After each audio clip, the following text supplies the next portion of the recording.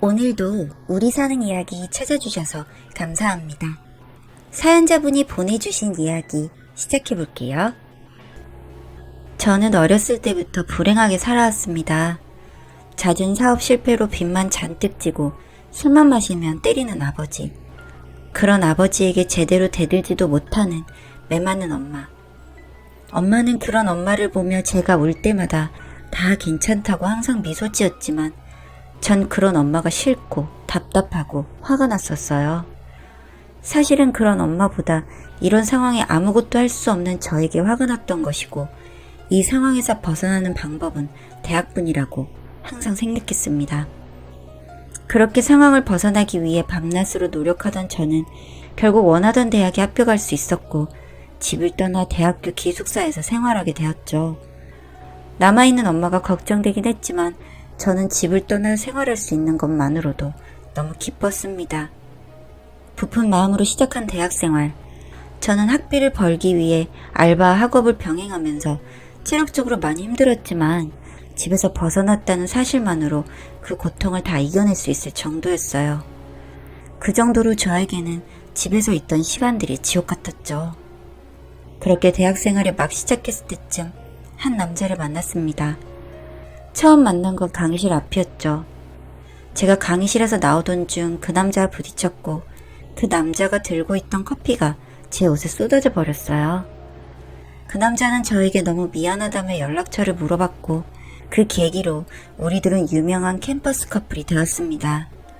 남자친구는 어렸을 때부터 사업으로 바빴던 아버지와 자신만 바라보는 어머니 밑에서 금전적으로 부족함 없이 자랐다고 했어요. 다른 친구들보다 부유했던 가정 환경 탓에 늘 주머니가 빵빵했고 그 덕에 주변의 친구들도 끊이지 않았다고 했습니다. 하지만 마음 한켠엔 바쁜 아버지의 빈자리가 크게 자리 잡고 있었고 그 빈자리는 남친을 어긋나게 만들었고 사고뭉치로 만들었다고 했었죠.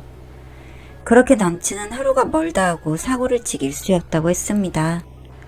그러던 중 남친의 어머니가 너무나도 간절하게 기도하고 남친에게 눈물로 호소를 하셨고 정신을 차린 남친은 공부를 해서 겨우겨우 대학에 입학을 하게 되었다고 했었죠. 그렇게 억지로 들어간 대학에서 절 만나게 됐던 거였고요. 남친은 절 보고 첫눈에 반했다고 했습니다. 남친과 사귀게 된 후 저의 이야기를 털어놓았을 때 불행했던 제 어릴 적 이야기를 듣고 남친은 마음 아파했고 절 위해서라면 무엇이든 해주고 싶다고 했었어요. 대학 등록금과 용돈이 없어 학업과 알바를 병행하며 점점 말라가는 저를 보고만 있을 수 없었던지 남친은 자신의 부모님에게 저의 학비를 지원해달라고 부탁을 드렸고 그렇게 앞으로 열심히 살아갈 것임을 부모님께 다짐했었어요. 이렇게 변한 남친을 남친 부모님께서는 좋게 보셨고 저에게 학비까지 지원해 주셨습니다. 저는 솔직히 많이 부담스러웠기 때문에 몇 번이고 거절했지만 남친은 자신의 과외비로 생각해달라고 하며 공부를 도와주는 대신 제발 받아달라고 사정을 했었어요. 그렇게 저는 남친의 제안을 받아들이게 되었고 저희들은 열심히 공부를 해서 시험에 나란히 합격하게 되었습니다. 별다른 목표와 꿈이 없이 살아왔던 남친이었는데 절 만나고 새로운 꿈을 꾸게 되었다면서 좋은 남편, 좋은 아빠가 되고 싶다는 말을 했었어요. 그렇게 남친은 자신의 꿈을 이루기 위해 노력했고 좋은 결과가 나오자 저에게 바로 프로포즈를 했습니다. 그 당시에 저는 이런 생각을 했던 것 같아요. 이 남자라면 나도 우리 엄마처럼 살진 않겠구나 하는 생각이 들었죠. 그래서 결심했습니다. 결혼하기로요. 그렇게 저희는 결혼을 했고 남친의 부모님의 도움을 받아 직장 근처에서 소소하게 신혼생활을 시작하게 되었습니다. 저는 큰 욕심이 없었기 때문에 바로 근무를 하게 되었지만 남편은 저를 위해서 좀 더 잘 살고 싶어 했어요. 그래서 아버지 회사 일을 배우기로 결심했습니다. 그동안에는 그렇게도 싫어하던 아버지 회사에 들어가서 열심히 일해보겠다고 하더라고요. 그렇게 변한 아들을 본 시아버지는 너무 뿌듯해 하시면서 잘해보자며 서울로 남편을 부르셨습니다. 남편은 저와 같이 서울로 가고 싶어 했지만 저는 저대로 하는 일이 있었기 때문에 남편을 보냈고 그렇게 저희는 주말부부로 지내게 되었어요. 그렇게 남편은 서울로 가게 되었고 저는 사무실을 계속해서 운영해 나갔습니다. 사무실도 시댁에서 지원해 주셔서 정말 편하게 개업할 수 있었죠. 처음엔 그냥 배운 걸로 도움이 필요한 분들에게 힘이 되어드리자 하는 마음으로 시작했는데 점점 사무실이 잘 되더라고요. 저 혼자 여직원만 두고 일하기에는 너무 일이 힘들었습니다. 같이 해 나갈 사람이 필요했었죠. 그래서 저는 같이 일할 동료를 채용하기로 했고 공고를 올렸습니다. 그렇게 지원한 사람들의 이력서를 보는데 정말 놀라고 말았습니다. 그 이력서에 보이는 익숙한 이름 하나. 힘들게 고등학교 시절을 보내고 있을 때 저에게 많이 힘이 되어주던 그런 친구 이름이 보이는 거예요. 너무 반가웠고 제 심장이 미친 듯이 뛰기 시작했습니다. 이게 어떤 감정인지 알 수 없었지만 남편에게는 느낄 수 없었던 두근거림이 느껴지는 겁니다. 혼란스러웠지만 오랜만에 보는 거라 생각하며 제 마음을 다잡았어요. 그 친구는 고등학교 시절에 저에게 도움을 줬고 요즘 친구들이 표현하는 말로는 썸을 타는 관계였습니다. 인기도 많은 남자애였는데 그런 남자애가 저에게 잘해주고 돌봐주고 하니 마음이 안 갈 수가 없었고 잠시나마 제 시름을 잊게 해주었으니까요. 저와는 너무나도 다른 부유하진 않지만 정말 부모님의 사랑을 듬뿍 받고 자란 티가 나는 그런 맑은 사람이었죠. 그래서 아마도 저는 그 시절의 그 친구를 짝사랑했었던 모양이에요. 하지만 바라보기만 했을 뿐 마음을 전할 용기도 없었죠. 그렇게 가슴 한켠에 묻어두었던 첫사랑을 다시 만났고 저는 그 친구와 같이 일을 해나가기 시작했습니다. 이렇게 같은 직업에 같은 공부를 하고 있었다니 신기했고 둘이 머리를 맞대면 어려운 일도 곧잘 풀리곤 했어요. 아마 이즈음부터 남편과의 사이가 점점 소원해지기 시작했던 것 같습니다. 제가 어딘가 이상함을 느꼈는지 남편은 빨리 아기를 갖고 싶어 했어요. 하지만 저는 아기를 일찍 갖고 싶지 않았어요. 왜인지는 모르겠지만 그냥 제 어린 시절을 생각하면 막연히 아이는 둘이었습니다. 남편이 서운해하는 것 같았지만 그래도 제 마음을 존중해 주더라고요. 그렇게 또 하루하루가 지나갔습니다. 사무실 공간에서 매일 보는 그 친구는 여전히 빛이 났고 제 마음을 떨리게 하더라고요. 지금의 남편에 비하면 이제 사회생활을 시작하는 남자이니 턱없이 부족했지만 이 친구만의 매력은 이것까지도 있게 만들었습니다.